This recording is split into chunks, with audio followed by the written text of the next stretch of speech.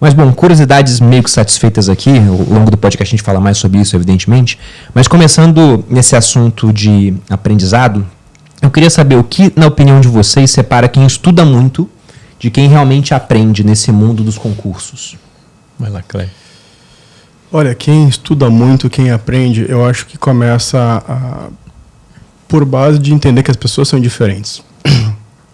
Tem pessoas que aprendem mais lendo, tem pessoas que aprendem mais ouvindo, tem pessoas que aprendem mais vendo coisas. E é uma coisa que eu prego muito lá no Top Invest, né? Eu desenvolvi uma metodologia que eu chamo de 3x3.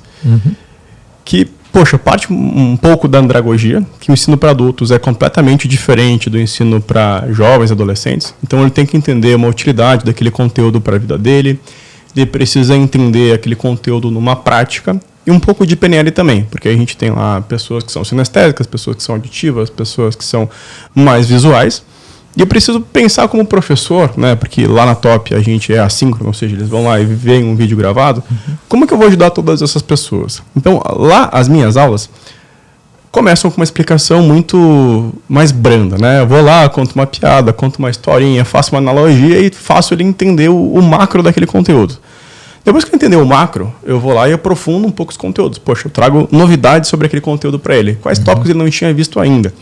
E no final da aula, eu ainda faço uma revisão daquele tópico. Então ele viu aquele mesmo conteúdo 3 vezes. Porque o aprendizado parte da repetição e parte de entender um pouco como são as pessoas.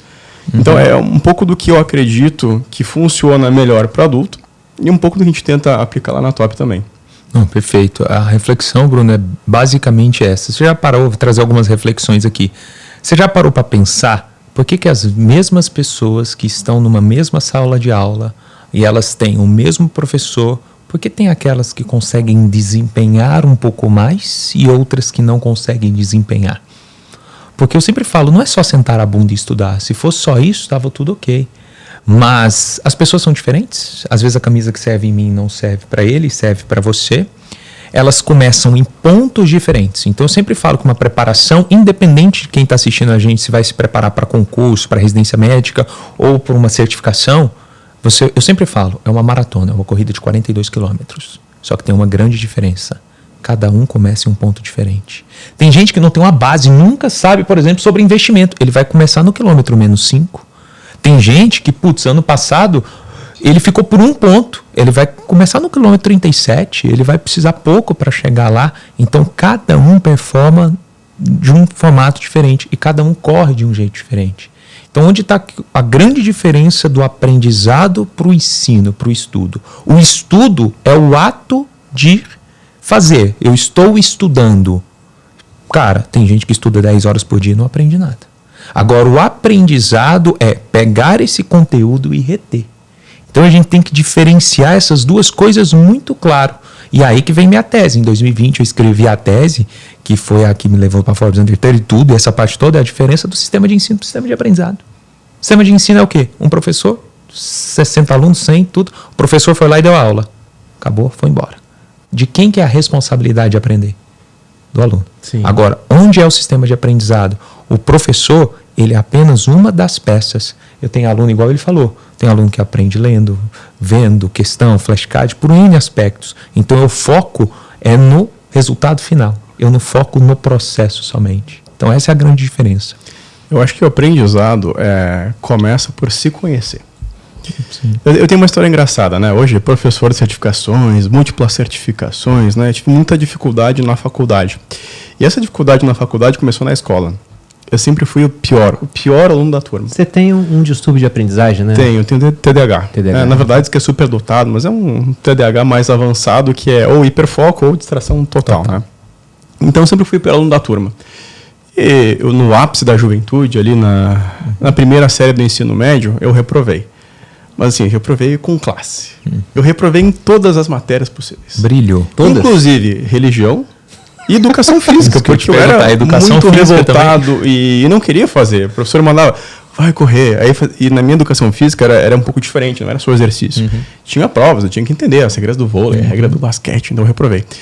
Com uma exceção, eu não reprovei em geografia. Na época, poxa, aquele ensino tradicional, né, escola de freiras, uma coisa muito linear, eu não entendi o porquê. Depois de mais velho, fui entender que, poxa, a geografia é a base da economia, né? Tem toda a geopolítica, tem os fundamentos da economia, só que não tinha nenhum professor naquela época para me entender, me mentorar, poxa, esse cara aqui é bom nessa área e ruim nas outras. Então, olha que louco, eu fiquei frustrado, fui mal na faculdade, me sentia mal, porque, poxa, pai militar, né? Tinha que ser aquela coisa linear, e depois de adulto que eu fui entender o porquê disso tudo. Então, por isso que a base de aprender começa a se conhecer. Qual que é a forma que tu aprende? Tu é auditivo, sinestésico? Poxa, eu acho que essa é a base, né? Se conhecer e como que vai aprender. Inclusive, a própria Top Invest, como eu tenho tanta dificuldade de aprendizado, ela começou faz quase 15 anos, né? Lá em 2011. E eu estava estudando naquela época para a prova da CPA 20. Como eu era péssimo de estudar, eu tinha visto aquela pirâmide do aprendizado, né? Então, se tu lê uma coisa, retém um pouco, e se tu ensina, é a melhor forma de tu aprender. O que eu fiz? Eu comecei o canal do YouTube da Top Invest assim. Eu comecei a gravar algumas aulas de CPA 20 para mim mesmo. Basicamente, naquela época, eu lia os slides. Lia, bocejava, que era para mim, eu estava cansado.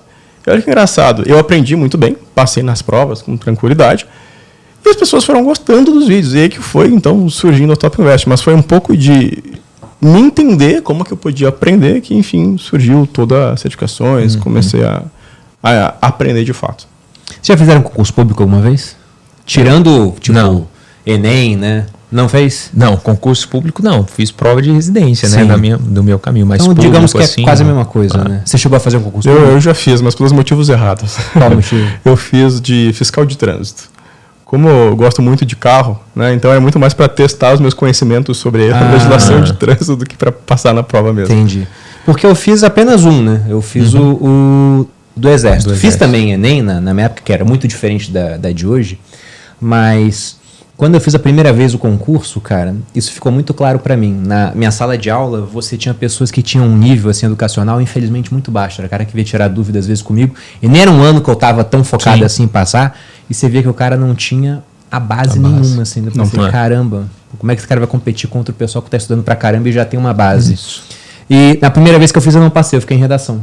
Na época, não sei como é que é hoje o concurso da SPSEX, né, que é a Escola Preparatória de Cadetes do Exército. Você fica um ano em Campinas e depois vai para a AMAN, lá em Resende, Academia Militar das Agulhas Negras, para ficar mais 4.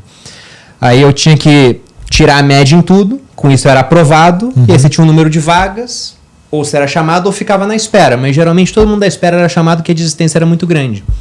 E aí eu passei na média em matemática, eu passei na média em português, em geografia, em tudo. E aí no final não fui chamado. Eles não divulgavam a redação, mas se eu não fui chamado foi porque eu fiquei em redação. E aí eu lembro que o meu pai me falou um negócio. Ele falou, olha, o concurso público é uma escadinha. Pensa que você está aqui, tem o topo, né? Você fez a primeira prova, você está agora num terço da escada. Sim. Basta continuar estudando, talvez você não passe na segunda, mas uma terceira, numa quarta, eventualmente você vai passar. Eu pensei, não, vou passar esse ano. Se eu fiquei em redação, vou focar nisso. O que eu fiz, cara? Eu comecei a fazer redações todo sábado. Eu tinha aula durante a semana toda. Larguei a escola só para fazer aula, porque era no segundo ano do ensino médio o concurso. Então, não cheguei a me formar naquele ano no Colégio Militar, que era onde eu fazia. Fui me formar só depois. E aí, todo sábado eu fazia redação e guardava as redações. No final do ano, faltando umas 2 semanas para o concurso, eu fui pegar as redações para ler. Quando eu peguei a primeira redação, assim, eu falei, nossa, parece que foi um chimpanzé que escreveu esse negócio aqui, cara. Tudo errado, assim, a maneira de colocar, sabe, até pontuação. Eu falei, nossa, como eu era burro. A conclusão que eu cheguei, eu falei, caramba, eu não percebia isso, que eu não sabia nada.